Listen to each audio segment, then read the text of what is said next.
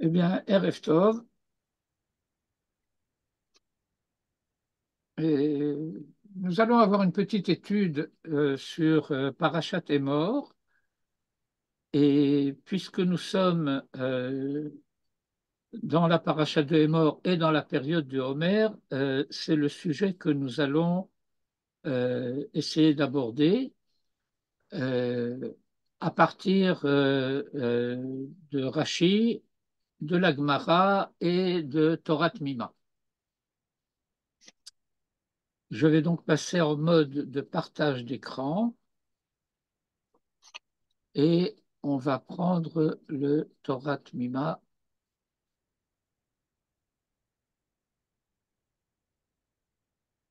C'est pas celui-là.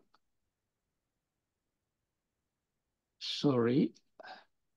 Ça, c'est le micro de Godolot.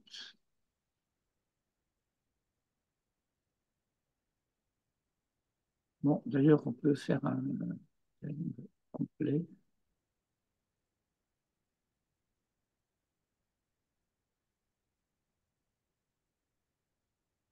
Voilà. Alors, je vous mets un peu sur le côté.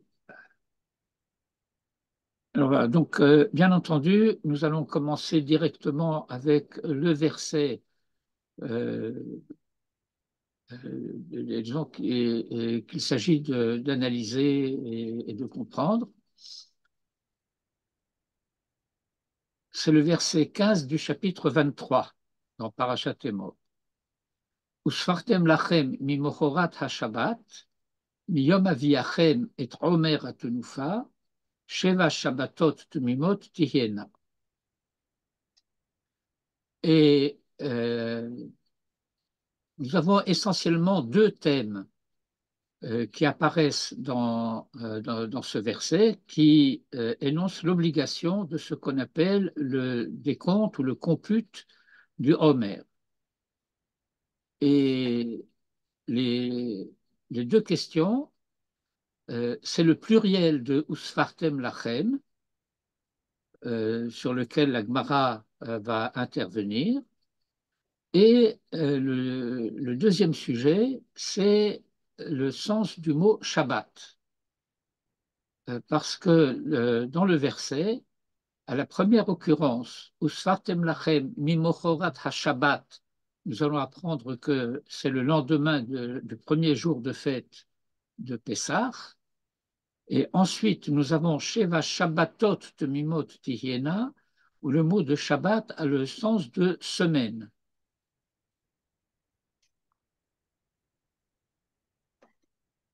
Alors, je vais commencer par le premier sujet sur lequel nous aurons à revenir à la fin. Je suis dans Torah Mima. Le Torah Mima se trouve ici, à la première ligne, Usfartem Lachem, Tanu Rabbanan. Tanu Rabbanan, c'est l'expression qui introduit toujours une beraïta. Euh, Ça peut être Tanya ou Tanu Rabbanan ou Tana Rabbi Intel. Une beraïta, cela fait partie de ce qu'on appelle le corpus de la Mishnah, mais ce sont des passages que Rabbi Yehuda Hanassi n'a pas retenus pour son anthologie de la Mishnah. J'appelle ça une anthologie, vous comprenez que c'est un terme un peu léger en l'occurrence. Et par conséquent, ça a été laissé en dehors, c'est ça que signifie Boraïta. Boraïta, ça veut dire en dehors. Mais cela n'empêche que cela a l'autorité de la Mishnah. Et donc, euh, l'enseignement est le suivant. Étant donné qu'il a été dit Usfartem lachem, cela signifie Shetehe sefira le kol echad ve'echad, que il faut qu'il y ait compte pour tout un chacun. Autrement dit, on ne peut pas, contrairement à la plupart des mitzvot, acquitter quelqu'un euh, en faisant la bracha et qu'il réponde Amen. Par exemple, quelqu'un fait le kiddush Baruch ata Hashem boré puré à Geffen, et on répond Amen, et on est quitte. On n'a pas besoin de répéter le kiddush pour soi-même. Non seulement on est quitte, et on n'a pas besoin de refaire le kiddush, mais euh, lors de cette session, quoi que ce soit qu'on boive, de l'eau, du whisky, de la vodka, de la mahia, on n'a pas besoin de refaire une bracha, parce que l'obligation de cette bracha, elle-même, est acquittée par la bénédiction sur le vin, qui est kolélet, qui englobe toutes les boissons. Or, le minag courant à la synagogue, c'est que le shaliach tzibour ou le rabbin ou un ancien fait la bracha, il compte, on répond Amen, et ensuite, après qu'il a compté, chacun refait la bracha et compte pour lui-même. C'est cela la mitzvah. Il y a d'autres détails, mais on y reviendra peut-être par la suite si nécessaire, mais sur le point lui-même de chacun fait la bracha pour lui-même, j'aurai à revenir. Et dans le même passage du Talmud, dans Menachot à la page 65b, la Gemara pose la question suivante. Mahu mimochorat ha-Shabbat. Que signifie au lendemain du Shabbat? Est-ce que cela signifie mimochorat Yom Tov, au lendemain du jour de fête, o ena, ou bien n'est-ce pas, ela mimochorat Shabbat Bereshit, qu'au lendemain du Shabbat, on appelle Shabbat Bereshit, le Shabbat qui est le 7e jour de la semaine.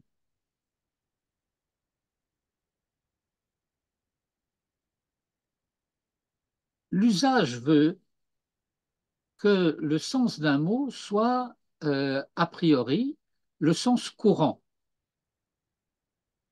Et donc, le pshat immédiat de Mimochorat HaShabbat serait, eh bien, le Shabbat, Chol HaMoed Pessah.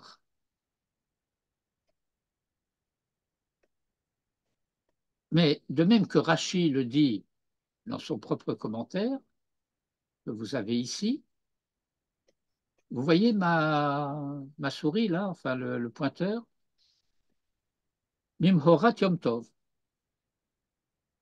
Mimhorat Yom Tov, ça veut dire en ce qui nous concerne, dans notre vocabulaire, au soir du premier jour de Pessah.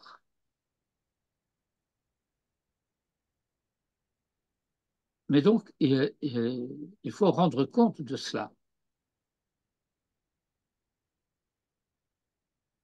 Alors, a priori, ce sens de Mimochorat HaShabbat, c'est un sens qui appartient à la Torah Sheba'al Peh. Et nous, en tant que descendants des pharisiens, nous n'avons pas besoin de preuves scripturaires du fait qu'il s'agit du lendemain, c'est-à-dire du soir, du premier soir de Pessah. Pourtant, en réponse, en quelque sorte, à la question posée par la Gemara, nous avons un enseignement de Rabbi Yehuda ben Betera. Et Rabbi Yehuda ben Betera fait un drash sur le verset pour prouver qu'il s'agit bien du lendemain du premier jour de Pessah, c'est-à-dire le soir du premier jour de Pessah. Amar Rabbi Yehuda ben Betera. Ne'emar kan Shabbat.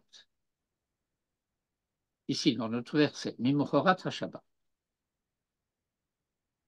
Ve'ne'emar le Halan, et plus loin, au verset 16, on nous dit Ad mimochorat HaShabbat, et la suite du verset, c'est Tisperu Chamishim Yom, Veikraftem Mincha Chadasha Lashem, et le 50e jour en question, ce sera Shavuot.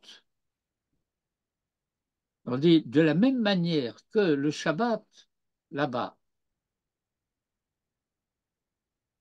c'est Regel, la fête, la troisième fête de pèlerinage, enfin la deuxième selon la manière dont on compte.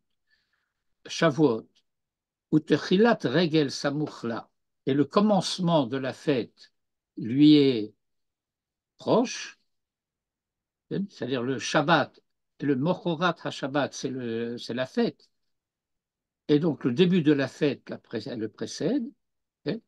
Afkan, de même ici, Regel, il s'agit de la fête de pèlerinage, Utrilat Regel Samuchla, et que le début de la fête y est joint. C'est-à-dire qu'on va déduire du Shabbat de la fin que c'est le même sens pour le Shabbat du début, et que c'est en relation avec la fête et non pas Shabbat Bereshit.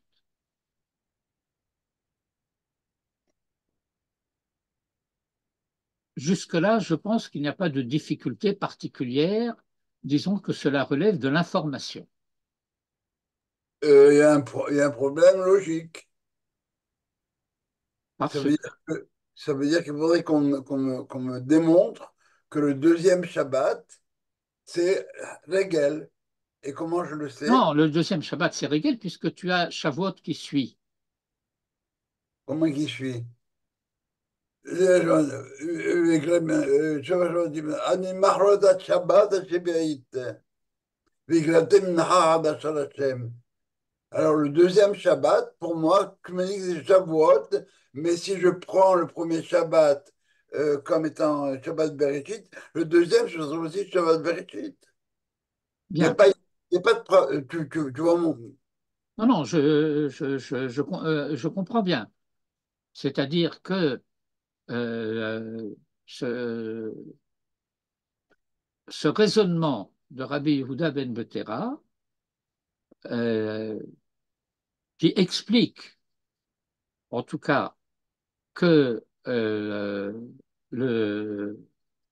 le Shabbat est lié de manière directe à la fête, tu suis jusque-là? Dit que de même que le dernier est lié à la fête, il faut que le premier aussi soit lié à la fête. Or, si tu dis que c'est Shabbat Bereshit, ça peut être Chol HaMoed Shabbat et quelques jours après le premier jour, et donc il ne sera pas lié au jour de fête. Ma question, c'est sur le deuxième Shabbat. Mais Comment d'accord, tu lis le deuxième Shabbat à la fête? parce qu'il dit Mimochorat HaShabbat, et ce jour-là, c'est le jour de Shavuot.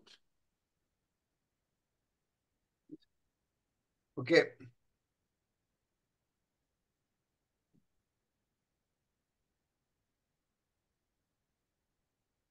Nous l'avons ici. Ad mimochorat HaShabbat hashvit tispur chamishim yom, vehikraftem mincha chadasha l'Hashem, et suivent toutes les mitzvot de Shavuot.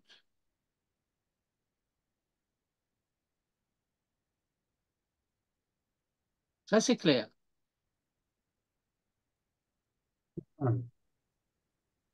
Si le Shabbat de Chol HaMoed de Pessah tombe un mardi, par exemple,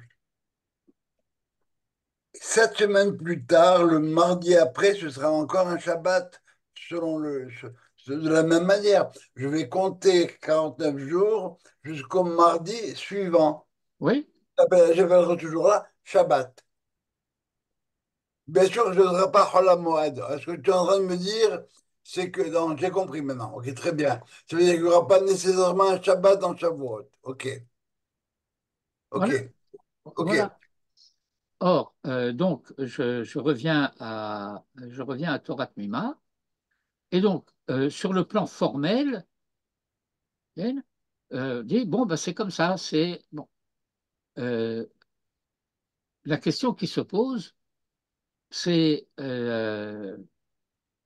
pourquoi une telle importance de cette controverse avec les Sadducéens?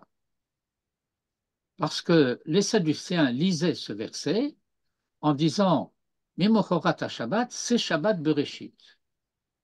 Et que dans leur calendrier, cela signifiait que le jour de Shavuot tombait toujours un dimanche.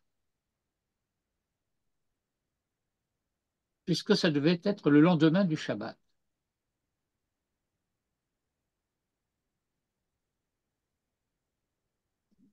Alors, Rabbi Baruch Halevi Epstein, qui est l'auteur de cette compilation de Torah Mima, Torah Mima, qui est donc un ouvrage de Rabbi Baruch Halevi Epstein, euh, rapporte pour chaque verset de la Torah les passages du Talmud et des Midrashé Halacha, Mechilta, Sifra, Sifré, se rapportant au sujet du verset. Et il cite le texte de la Gemara et ensuite il a une explication.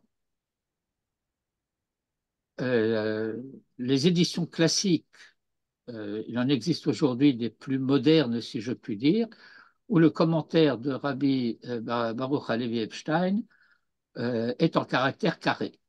Dans les éditions classiques, il est en caractère Rashi et il y a des appels de notes, vous voyez, même tête, noun. Alors, des fois, le noun, il faut le chercher parce qu'il est perdu quelque part au milieu du texte. Alors ici, nous avons noun aleph et où est noun? Voilà, noun.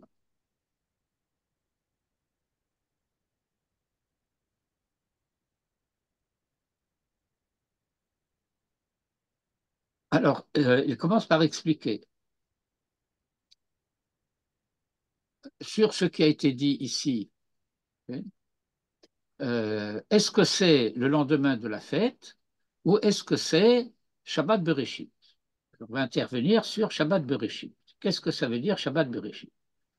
Rotze lomar, mimochorat yom ha-Shabbat, c'est-à-dire le lendemain du jour de Shabbat de Hainu, ce qui signifierait B'yom Rishon Bashavua, au premier jour de la semaine. Si mimochorat ha-Shabbat, Shabbat c'est Shabbat, alors le lendemain c'est dimanche. V'chol stam Shabbat. Et le Shabbat, d'une manière générale, Nikra Shabbat Bereshit, est appelé le Shabbat du commencement, Al Shem Shvitat HaKadosh Baruch Hu Bo B'Maaseh Bereshit, selon le fait que la Torah nous relate dans le premier chapitre de la Torah, de Sefer Bereshit, qu'en ce jour-là, Dieu a cessé Oui. le travail.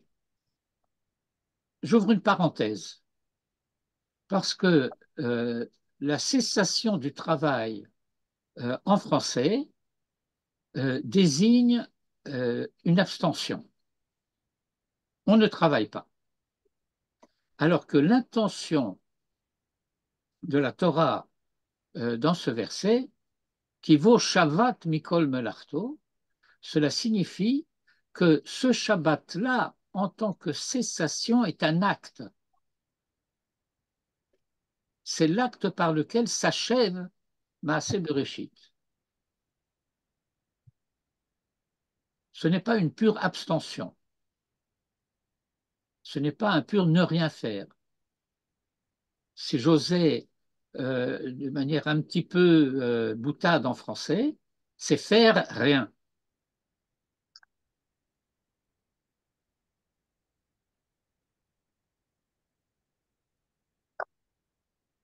Ou mechouné chen, et le Shabbat est désigné comme Shabbat Bereshit, il est appelé ainsi, que dès le Havdilo mi Yom Tov, pour le distinguer de Yom Tov, du jour de fête, chez Yom Tov, l'ifamim nikra gamken Shabbat,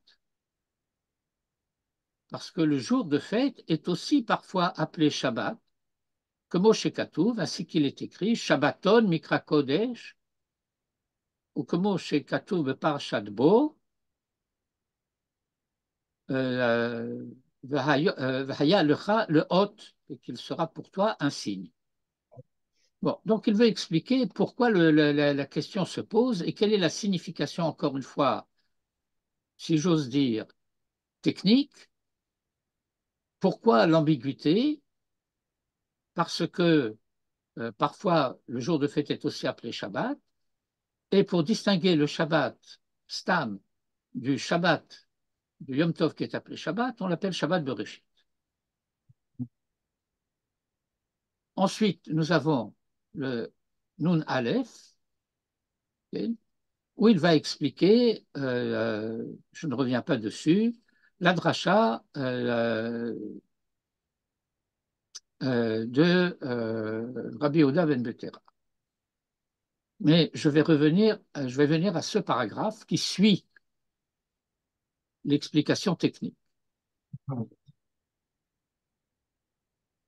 Le kavanat kol hadrasha et l'intention de la dracha, toute l'intention de la dracha ou l'intention de toute la dracha.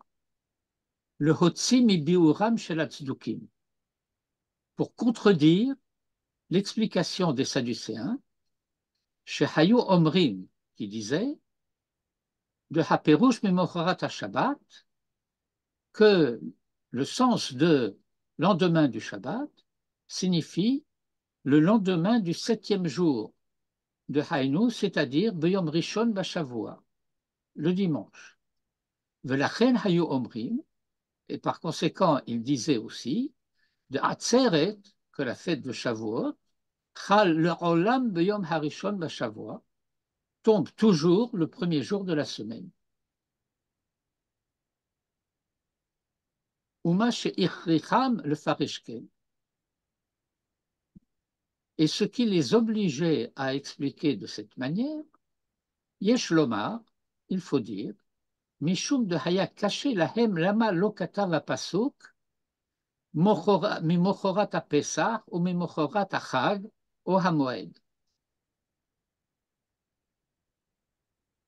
Le fait que le verset n'ait pas été, entre guillemets, précis, il aurait pu dire au lendemain de la fête, ou au lendemain de Pessah, ou au lendemain du jour férié, à Chag ou à Moed.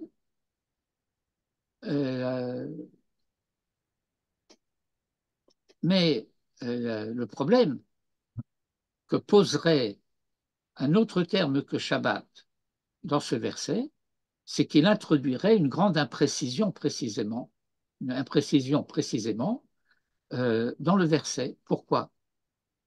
Parce que quel est le sens du mot Pessah dans la Torah? Le sens du mot Pessah dans la Torah, c'est le Korban Pessah. La fête que nous appelons Pessah s'appelle dans la Torah Chag HaMatzot. Nous l'appelons Chag HaPessah. Mais Pessah dans la Torah, c'est le sacrifice de Pessah. Et le sacrifice de Pessah, il a lieu la veille de Pessah. Et donc, mais Mochorat à Pessah, ça serait le premier jour de la fête lui-même.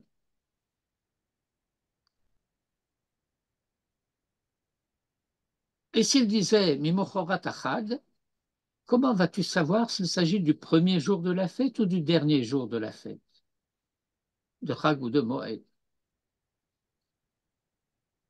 Par conséquent, dit Rabbi Baruch Halevi Epstein, Aval Bemet Ha Bocha, c'est stupide. Bon. De Im Haya Katav, au Kotev, Mimochorat à Pesach, Haya Efshar Litrot, on pourrait se tromper, ou le Faresh, Mimochorat Shritat à Pesach, au lendemain du jour où le Pesach a été immolé, de Hainu Betou Benissan, c'est-à-dire le 15 Nissan. Vegamlo Haya Yachol Lirtov Mimochorat Achag ou Amoed, Ya'an Shehaya Bemashma Achar Avor Kol Yomei Achag. Parce que tu pourrais penser que c'est à la fin de la fête. De la reine Katav Mimochorat HaShabbat, chez Perusho, Mimochorat Yom HaShevita Bachag, ou comme chez Katav. Et donc il explique pourquoi l'hypothèse qui fonde la position des Sadducéens ne tient pas. Du point de vue de la logique exégétique du verset.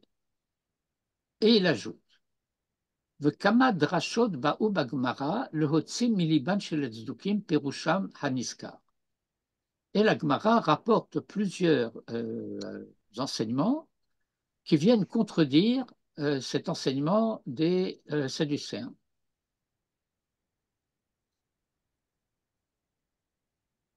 Et en tout état de cause, Omnam, comme je le disais tout à l'heure, nous n'avons pas besoin de la dracha pour elle-même. Be'ikar Adava, pour l'essentiel, lo nicha lehu le chazal le kayem perushan shel tzdukim alpi hasvara. Il ne convenait pas aux chachamim de fonder leur réponse à l'objection des pharisiens, des sadducéens, sur la logique. Parce que il peut arriver que le premier jour de Pessah tombe un dimanche. שיכול יום ראשון של פסח ביום הראשון בשבוע. אז יצטרך להמתין עד יום ראשון הבא, ובאמת אין שום סברה להמתין 7 ימים יתרים, אחרי שכבר הגיע הזמן הקצירה, בתחילת החג שהוא מועד האביב. ולכן קיים לו, לחז"ל, שהפירוש ממחרת השבת, ממחרת יום טוב. דהיינו, יום ט"ז בניסן. שגם הוא נקרא שבת כמו שכתבנו. ורק לתוספת קיום פירושם וביטול פירוש הצדוקים הביאו ראיות ורמזים שונים מלשונות התורה, כפי שיובהר בזה, ועוד יתבהר אם ירצה השם לפנינו בפרשת ראה, בעניין זה יעוין שם. Celui qui va approfondir, il aura voir le Torah Mima dans Parashat Re'eh, qui parle aussi de Homer. Mais pour nous, cela suffit. Sauf que, formellement, il a très bien expliqué, mais je peux dire que d'une certaine manière, nous restons sur notre faim. Parce que ça n'explique pas du tout le fond de la problématique, le fond du débat.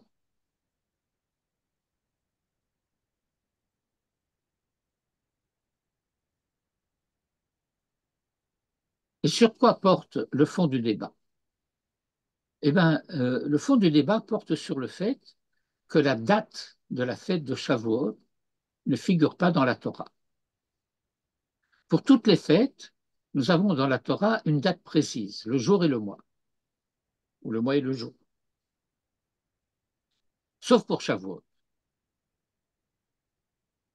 Pour Shavuot, il faut compter 50 jours depuis le lendemain du premier jour de Pessah.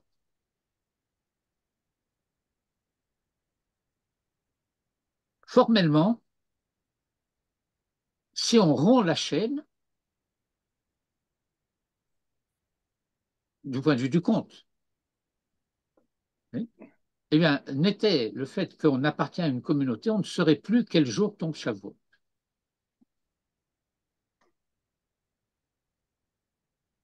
Nous le savons d'une part parce que nous avons des calendriers où c'est marqué, mais de facto, si je puis dire,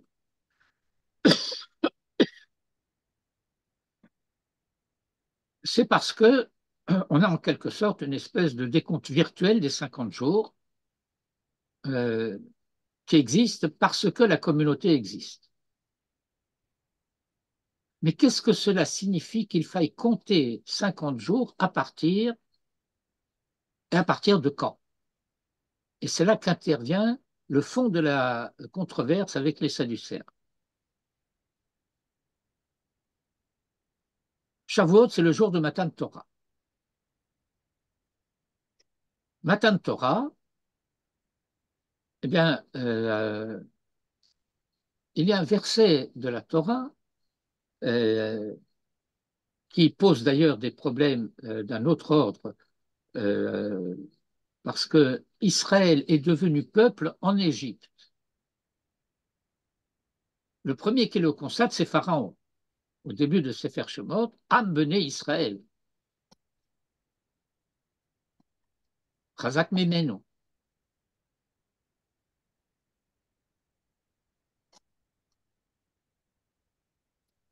Mais le verset dit Hayom Hazeh Nihyeta le Am Lachem Elokecha.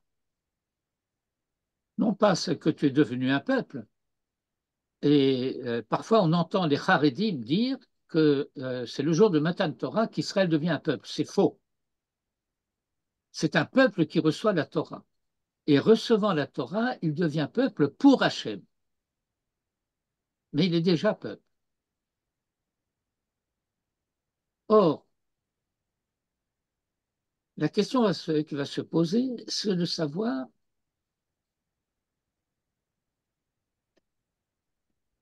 sur quoi se fonde cette réception de la Torah et en fonction de ce sur quoi cela se fonde, de savoir quelle est la signification et le sens de ce Matan Torah et par conséquent de l'identité du peuple d'Israël.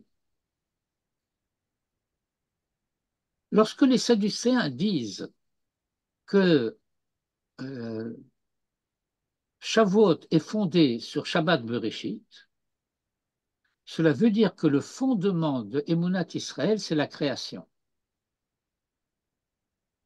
Dire que le fondement de Emunat Israël, c'est la création du monde, c'est donner une dimension strictement et surtout exclusivement religieuse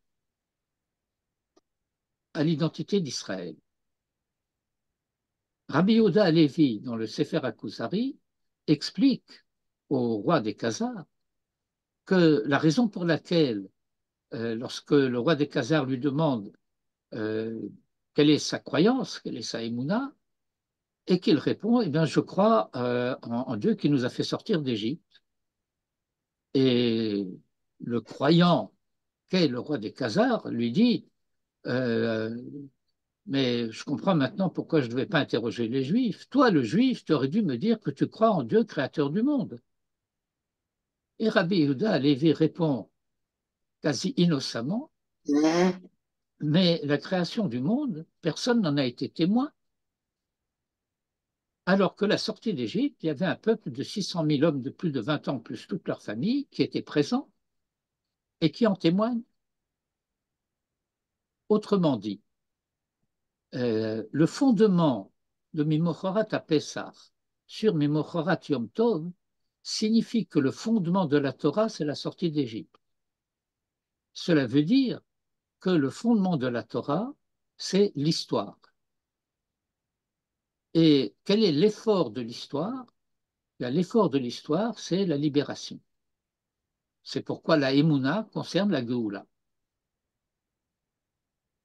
Et alors on comprend très bien que l'absence d'idées nationales chez les Sadducéens, qui pouvaient parfaitement se satisfaire d'un régime étranger gouvernant Eretz Israël, que ce soit celui des Ptolémées d'Égypte ou d'Antiochus Épiphane de la Syrie, parce que la Grèce dont il est question, ce n'est pas Athènes. Dans l'un et l'autre cas, il s'agit soit de la Syrie, soit de l'Égypte, qui les généraux d'Alexandre le Grand s'étant partagé l'empire. Et donc Yavan, qui est notre adversaire, la fête de Hanouka, ce n'est pas Athènes.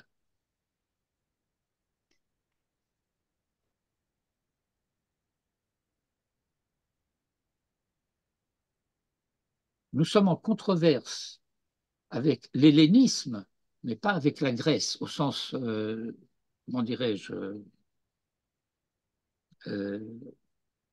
interne du terme.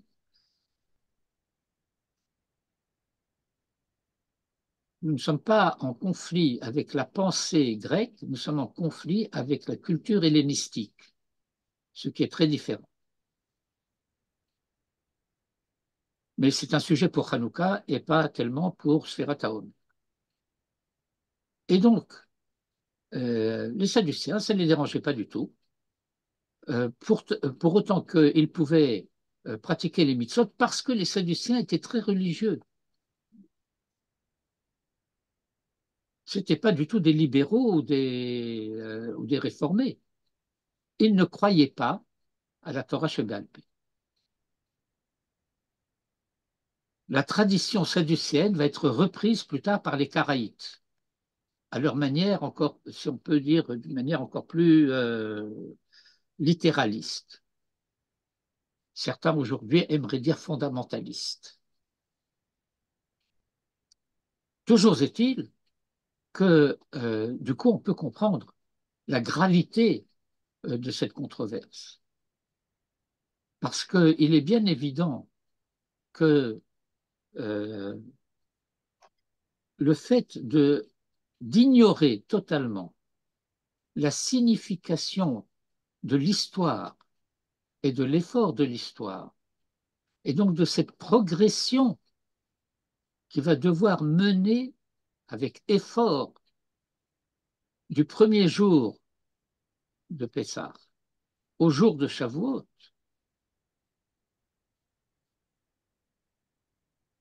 c'est-à-dire de cette accession à la Torah libératrice. Lorsque le premier verset de la Torah, donc le Matan Torah, nous dit Anochi Hashem Elokecha asher hotzetecha me'eretz Mitzrayim, ce verset a une double signification. D'abord, Anochi, ce n'est pas Ani. Nous disons je suis Hashem ton Dieu qui t'ai fait sortir du pays d'Égypte de la maison des esclaves. C'est une traduction très approximative. Parce que la traduction plus exacte serait c'est bien moi qui suis Hachem ton Dieu qui t'ai fait sortir du pays d'Égypte. Pourquoi? Parce qu'il y aurait une apparence d'une tension entre deux événements qui n'auraient pas de rapport autre que chronologique entre eux. La dimension de la libération nationale avec la sortie d'Égypte, la fin de l'esclavage, et puis l'entrée au service euh, de la Torah, avec toutes ses mitzvot, et c'est pas rien, hein, qui appartiendrait à tout autre registre. D'où le risque de penser que l'autorité ou la souveraineté qui était à l'œuvre dans l'une ne serait pas la même que celle qui est à l'œuvre dans l'autre. C'est pourquoi Dieu dit, moi qui te donne la Torah, c'est bien moi qui suis celui qui t'a fait sortir d'Égypte et qui a ouvert pour toi la mer. Et ça, c'est le sens de Anochi. Mais le fait de rappeler, en quelque sorte en préface, les 10 commandements, la sortie d'Égypte, indique que toute la finalité de la Torah pour Israël, c'est de prendre en charge sa propre histoire pour terminer, pour parachever cette libération qui a été commencée par Dieu.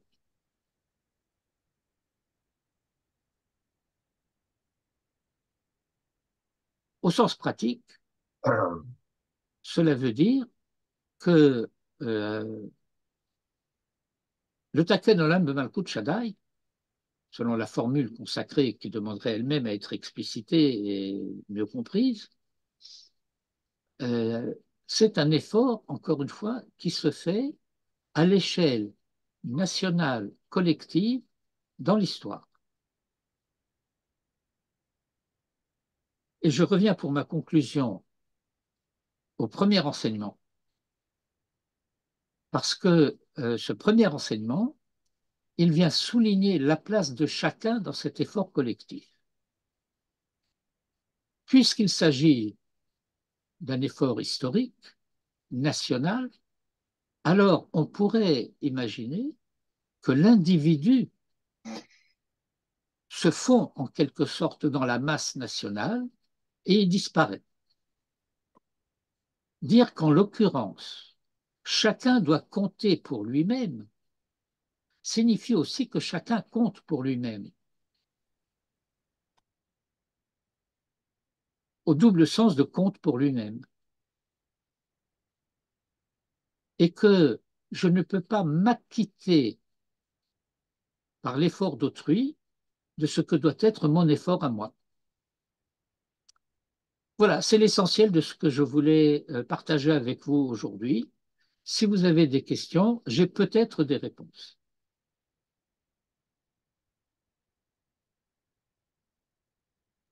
Im en anili mi li.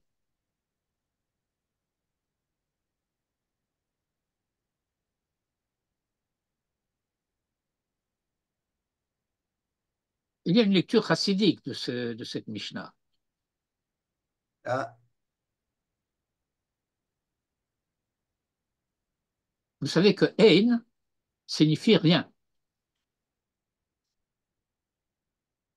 Ça veut dire que je deviens quelqu'un si je ne suis rien pour moi.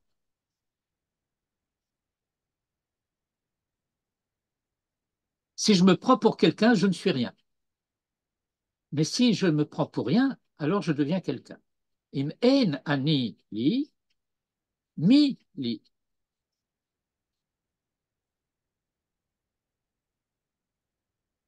mignon. Mignon. Mignon, oui. Ça s'appelle un vort. Oui, oui. Mignon, mignon. Vous connaissez la lecture, Im Rachav et ma taille. Habituellement, on comprend, bon, ben, bouge-toi, qu'est-ce que tu veux? Tu vas attendre les calendes grecques? Ben, la lecture, elle est différente. Tu ne peux pas le faire maintenant, mais très bien, dis-moi quand que tu pourras le faire. Parce qu'on est dans le monde chassidique. Oui, Ça aussi, c'est mignon. oh, oui. Comme c'était la chanson au lendemain de la guerre des 6 jours, Veimodlo machar az morkotaim. Oui, oui. Bon, nous sommes quelques-uns à avoir l'âge d'avoir vécu cela. C'est vrai aussi. Quand on voit l'ignorance de l'histoire de nos contemporains, c'est effrayant.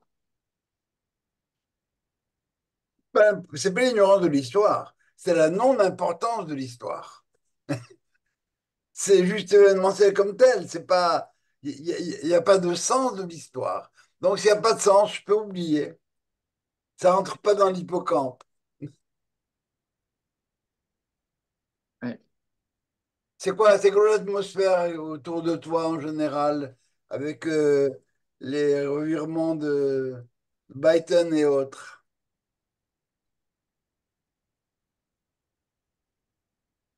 Écoute, j'ai eu une intervention lors d'une interview qui est sur YouTube concernant le problème euh, que tu soulèves. Et j'ai essayé d'expliquer euh, qu'il était important pour nous de comprendre que le monde occidental ne soutient pas la cause palestinienne. Le monde occidental provoque la cause palestinienne. Ils ne viennent pas la soutenir, ils en font le fer de lance de leur propre anti-israélianisme, anti-judaïsme, etc. C'est eux qui l'ont suscité, c'est eux qui l'ont créé quasiment de toutes pièces, et c'est eux qui l'alimentent dans tous les sens du terme. Alors, le revirement de Biden, il n'est pas vraiment fait pour nous étonner.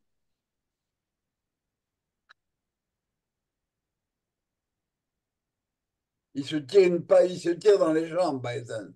Il se tire dans le pied, c'est clair. Mais on attend. Ah, Trump, ça ne lui serait pas arrivé, quoi. Avec Trump, on aurait déjà réglé le problème. il croit qu'il peut se permettre, parce que Trump a eu des déclarations assez dures, disons, contre Benjamin Netanyahu. Et donc, étant donné l'atmosphère de discrédit que l'on croit pouvoir déceler dans la population en Israël à l'égard du Premier ministre, alors Biden pense que ça ne lui portera pas tort vis-à-vis de l'électorat de Trump. Ouais. Mais il y est, parce que ça risque quand même de manquer ce qui va ne pas envoyer. Pas vraiment, parce que les armements dont il est question n'avaient absolument aucune utilité à Rafah. Si on devait utiliser les bombes qu'ils ne veulent pas nous donner à Rafah, Rafah n'existe plus. Rafah est rasé de la carte et on récupère rien, ni les otages, Khalila, ni la direction palestinienne. C'est des bombes lourdes. On utilise des bombes lourdes. On n'a utilisé aucune bombe lourde à Gaza. C'était toujours des tirs de précision.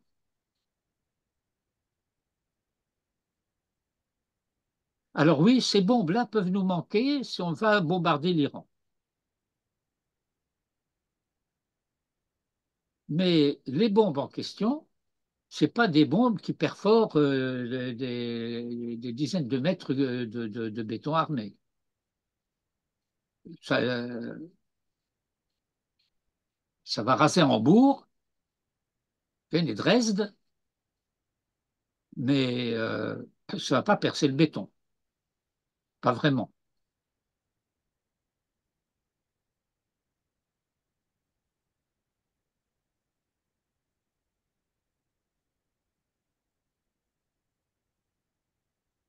Est-ce qu'on se fait encore beaucoup d'illusions sur le nombre d'otages en vie? Écoute, la dernière déclaration préenregistrée par Netanyahou pour Yom Ha'atzmaut, dans laquelle il dit nous ramènerons les otages morts ou vifs, c'est-à-dire que même bon, tu sais que on parle des otages, mais le Hamas détient toujours des corps de soldats qui sont tombés lors de précédentes campagnes.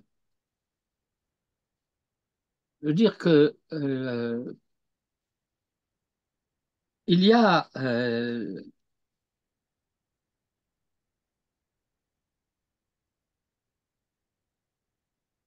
je regrette de le dire de cette manière qui peut être un peu mal cuite, si j'ose dire, donc un peu crue.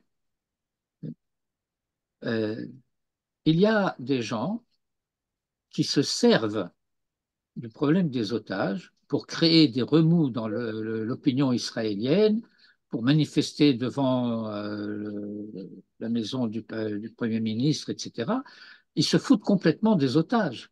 Parce que ce qui les intéresse, c'est de créer un mouvement d'opinion contre Netanyahou. C'est leur seul intérêt. Parce qu'en toute logique, faire pression sur le gouvernement pour la libération des otages ne peut faire que renforcer la position revendicatrice du Hamas. Et donc c'est contre-productif, de manière évidente, du point de vue du but prétendument recherché. Puisque le Hamas peut se dire, étant donné la pression qui est faite sur le gouvernement israélien, je peux demander, surenchérir. Ils vont en fin de compte être obligés de céder. Pas à cause de moi, à cause de la pression populaire. Et si on cède à cause de la pression populaire, on se discrédite. Et si on ne cède pas, on se discrédite aussi. Donc c'est gagnant-gagnant.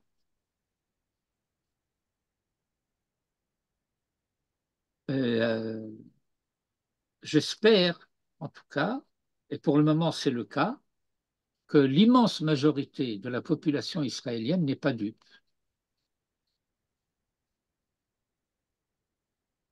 et que, en fin de compte, cette société est étonnamment, bien, elle est traumatisée, c'est sûr, mais elle est étonnamment en bonne santé morale.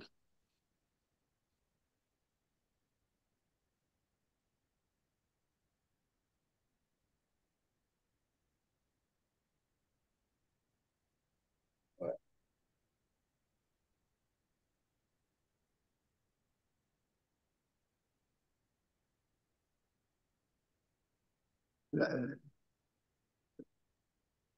J'essaye de me protéger un petit peu davantage que dans les premières semaines de la guerre et de ne pas être pendu aux informations et aux débats et aux discussions, etc. Mais bon, j'en écoute quand même quelques-unes.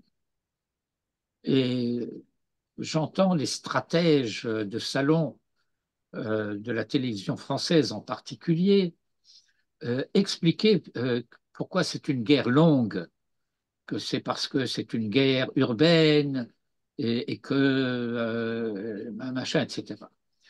Euh, et ils disent cela dans le même souffle qu'ils parlent du génocide palestinien. Alors, s'il y avait un génocide palestinien, la guerre serait terminée depuis longtemps.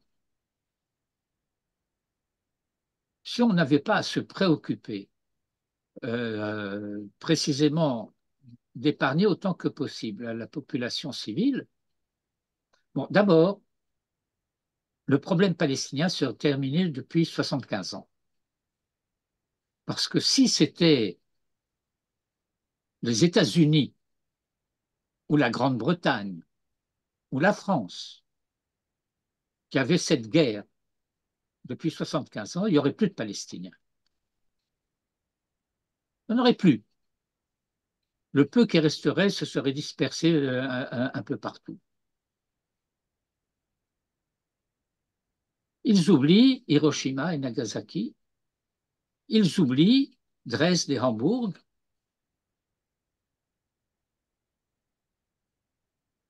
La France coloniale, ce n'est pas l'Algérie,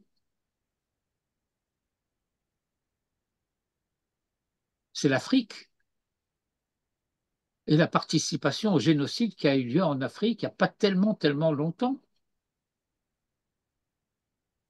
Et dans la France, c'était un tout petit peu partie prenante quand même, si elle l'oublie.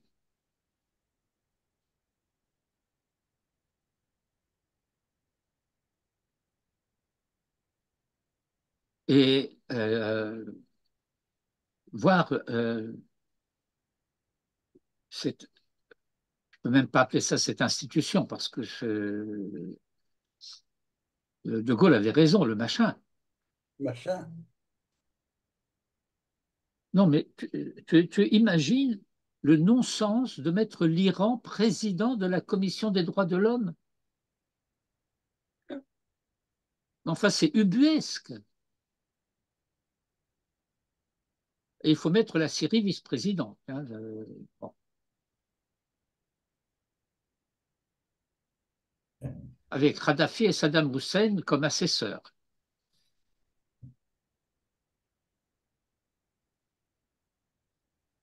Ouais. Jean-Charles, Oui. le cours ne commence pas à 8h30. Eh bien, figurez-vous que j'étais sûr qu'on était dimanche. Je ne sais pas ce qui m'arrive en ce moment. J'étais certain qu'on était dimanche. J'étais à la synagogue, j'ai dit à mon fils, vite, vite, j'ai cours. C'est les Sadducéens qui interviennent, mais Mahrad Shabbat, donc dimanche. Donc, j'ai écouté le cours dimanche, donc je pense que vous avez fait à peu près le même cours. Oui, Avec, euh, c'est sur le même sujet, mais c'est jamais le même cours. ah, je sais, je sais. Si vous pouviez revenir sur l'explication que vous avez donnée du Pirkei Avot, parce que je l'ai pris au milieu. Ah, l'explication des Et Pierre Carvin, Joseph a trouvé que c'est juste. c'était mignon. Quand on disait ça à Maître Cohen, mignon, il disait la Torah, c'est pas mignon. La Torah, c'est émettre. Oui, mais il n'était pas marocain, Maître Cohen. On a été tunisien Ashkenaz. Super Ouais. Ashkenaz. Alors, les Marocains, ils disent mignon. Ah oui? Ah bon, alors non, lui, non. Oh, finesse. C'est le plus grand yéké que j'ai connu de ma vie. Euh, Jean-Charles, Oui. vous buvez la marea, Laquelle? la marocaine, La Nicette ou la Mafia? la marea marocaine. Ah, c'est très difficile à trouver, on n'en trouve pas. Ben, c'est mignon. Ah, mais il faut en trouver. C'est des jeunes figues, la Mafia marocaine. C'est une eau de vie à base de jeunes figues. J'en ai bu une fois dans ma vie. J'ai réussi à avoir une fois une bouteille.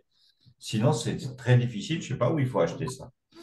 Il n'y en a plus. Il n'y en a Ouais, plus. il n'y en a La plus. barrière de Meknès, ça n'existe C'est plus. ça. Ça existe. Une fois, j'ai eu une Ah bouteille. là là là là, Meknès. Et tu veux la faire avec des dates aussi, hein? Oui. Ah oui. Mais Je, Moi, je pense qu'il y aurait une grosse entreprise à faire en Israël. On a tellement de dates, on ne sait plus comment faire, on ne sait plus comment les vendre. Je ne sais pas pourquoi ils distillent pas une bonne eau de vie de date. Eh bien, voilà, lancez-vous. Ah oui, mais à mon avis, ce serait très porteur. Pierre, tu sais qu'il y a un ancien d'Orsay qui était dans ma promo, qui a un vignoble. C'est Max Herzberg. Ah, Maxou. Tu connais Max? Ouais, bon, ton frère aussi. Il est toujours vivant, Il, Tim? il s'appelait Dain chez les scouts. Oui, exact, exact. Et Tim aussi, son frère. Tu as connu Tim? Non, je connais Maxou, Alors, mais il a un vignoble. enfin, je ne sais pas s'il se souvient de moi, mais je l'avais rencontré à Orsay au début des années 60. OK? Alors, je te dis, il a actuellement un vignoble avec du vin qui fabrique du vin en Israël. Où? Ah, je ne peux pas répondre où, je ne sais pas. Et Mais quel est le nom de sa marque? j'en sais pas plus. Mais je sais que c'est comme ça. Voilà, mais il y a moyen de le trouver, ça, c'est pas très compliqué. Bon, il va falloir que je demande à mon fils de faire une investigation. Bon, oui, non, je peux te trouver ça si tu veux. Je peux te le trouver. J'ai un copain qui m'avait rapporté une bouteille, mais par hasard, mon fils me l'a piqué. Et je ne Par sais pas. hasard. Oui, non, oui, oui, bon, ben non, oui. Non, par hasard, il a pris celle-là. Oui, absolument, par hasard. Alors, Oui, l'explication de Pirkei Avot, Oui. qui est mignonne, c'est la Mishnah dit Im ein ani li mili. Mili. Ce qu'on traduit habituellement en disant si je ne suis pas pour moi, qui le sera. Alors, je disais qu'il y avait une lecture chassidique de cette Mishnah, elle-même fondée sur une lecture un peu plus profonde de la Kabbalah. Vous savez que haine en hébreu signifie rien. Oui. Et donc, étant donné que la chassidoute a une espèce de préoccupation de ce qui s'appelle bitul hayesh. Oui. Le bitul hayesh, si on veut le traduire en catégorie peut-être un petit peu mièvre, pas mignonne, un peu mièvre, c'est de combattre l'égoïsme. Euh, bitul hayesh, c'est pour qui tu te prends. Et donc, sur cette base-là, je deviens quelqu'un vraiment à partir du moment où je ne me prends pas pour quelque chose. In ein anili, si je suis rien pour moi-même, alors je deviens quelqu'un. As En effet. mi li.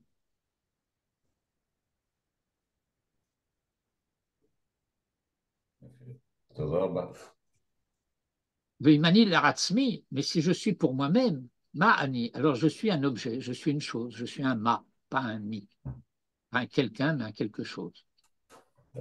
Voilà, ça c'est Bon, l'abrégé de il cette faudrait introduction. avancer dans l'écriture des Pierre Cavot, du livre. Comment? Il faudrait que vous avanciez dans l'écriture du livre. Ah, de l'écriture du livre sur les Pirkei Avot. Oui. Oui, ça a été une aventure qui a duré plusieurs mois, où j'étudiais les Pirkei Avot avec David Ashkenazi, le fils de Manitou. Il était venu me demander d'étudier avec moi et on avait choisi les Pirkei Avot comme sujet d'étude. Et je ne perds pas l'espoir de dédier cet ouvrage à sa mémoire.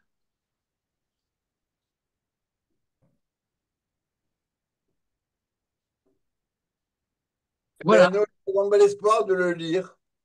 Bien. Ouais. Bekarov, בקרוב מאוד. voilà. תודה רבה. תודה, תודה. Allez, כל euh, סליחה על העיכוב. Shavua Tov. שבוע טוב, טוב. כל טוב. Merci. Merci beaucoup. Il y a du nouveau, Rav? Ben non, pour l'instant, non. J'imagine qu'avec Shabbat, Yom HaAtzmaut, Oui. Bon, euh, d'accord. l'avocat a dû prendre aussi, Oui, bien sûr. comment dire, Oui, le on a, genre de pont qu'en France on appelait un viaduc. on a travaillé ce matin. On est retourné au travail ce matin. Ouais, Tov, להתראות, לילה טוב. Leitraot.